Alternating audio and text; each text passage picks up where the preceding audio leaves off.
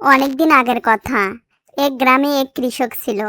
তার ছিল একটি গাধা ও একটি গরু।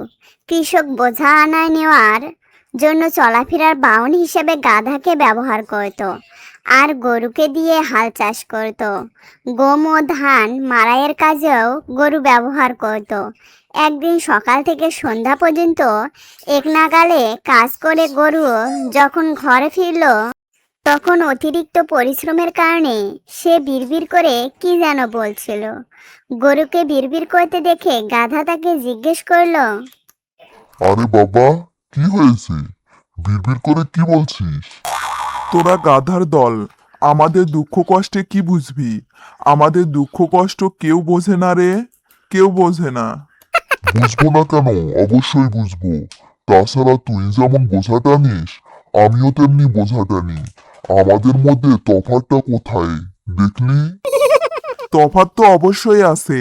গাধাকে বোঝা টানা ছাড়া আর অন্য কোনো কাজে ব্যবহার করা হয় না, কিন্তু জমি চাষ করা, ফসল মাড়াই করা, এসব কষ্টের কাজ আমাদের করতে হয়। সারাদিন কাজ করার পর ব্যথা বেদনায় সারা রাত চোখে ঘুম আসে না। তোদের কি এত কষ্টর কাজ কখনো করতে হয়? গরুর কষ্টের কথা শুনে গাধার মন খারাপ হয়ে গেল। গরুকে কষ্টের হাত থেকে রেহাই দেওয়ার জন্য সে একটা বুদ্ধি বের করলো। তুই যদি চাস তাহলে আমি তোকে একটা বুদ্ধি দিতে পারি, যাতে তোকে আর মাঠে যেতে হবে না। গাধার মাথায় আবার বুদ্ধি আছে নাকি? না না, তোর বুদ্ধি অনুযায়ী চলতে গেলে আমার বিপদ আরও বাড়বে। শোন, মানুষ আমাদের যত গাধা মনে করে, আমরা কিন্তু আসলে তত গাধা নই। আর এজন্যই তো আমাদের হাল চাষ ঘানি টানার কাজে মানুষ ব্যবহার করতে পারে না। তুই একবার আমার কথা অনুযায়ী কাজ কর, তাহলে দেখবি তুইও আমার মতো সুখে আসিস। ঠিক আছে, বল দেখি তোর বুদ্ধিটা কি? শোন, সকালে মালিক যখন তোকে নিতে আসবে, তুই তখন অসুস্থ হওয়ার ভান করে পড়ে থাকবি। এই বুদ্ধিতে কাজ হবে বলছিস তুই?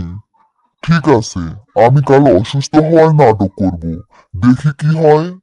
গরু নিজেকে বাঁচানোর জন্য গাধার কথা অনুযায়ী হাত পা সোজা করে শুয়ে রইল। কৃষক এসে গরুকে ওঠানোর অনেক চেষ্টা করলো, কিন্তু সে ব্যর্থ হলো।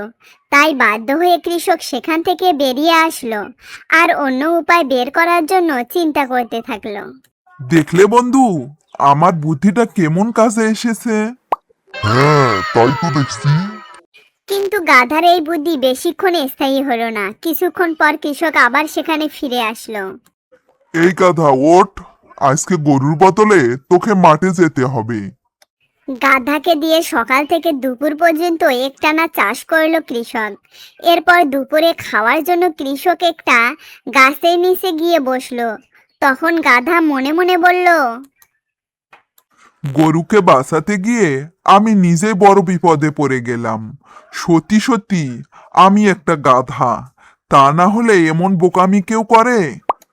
এসব ভাবতে ভাবতে গাধা গভীর চিন্তায় মগ্ন হয়ে গেল।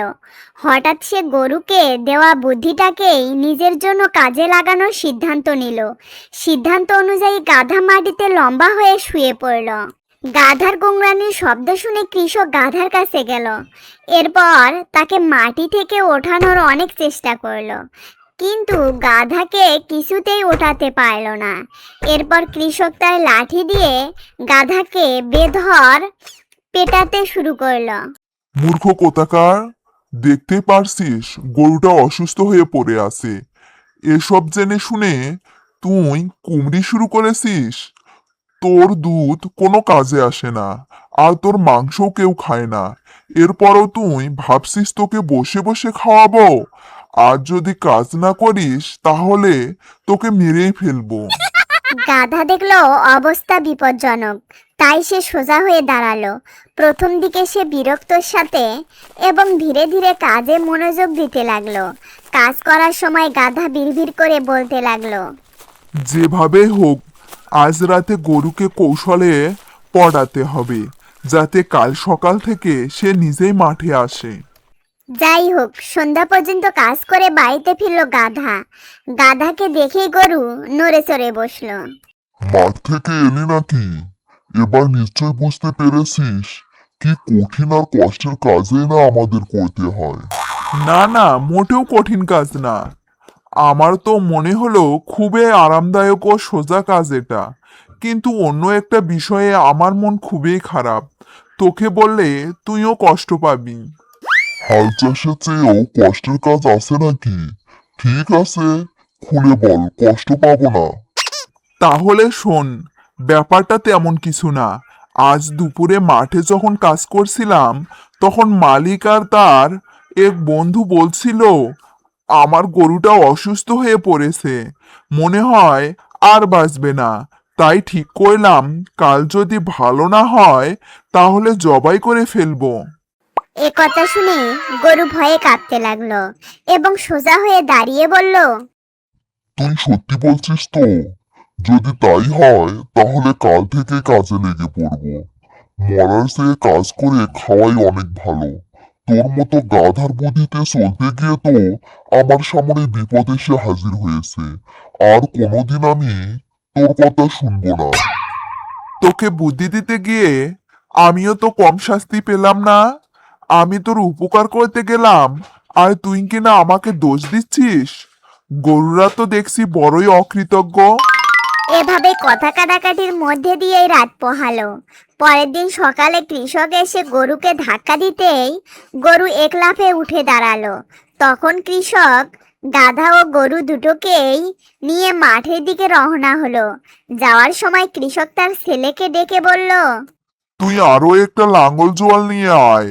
গাধাকেও আজ থেকে গরুর পিছে পিছে হাল চাষ করতে হবে।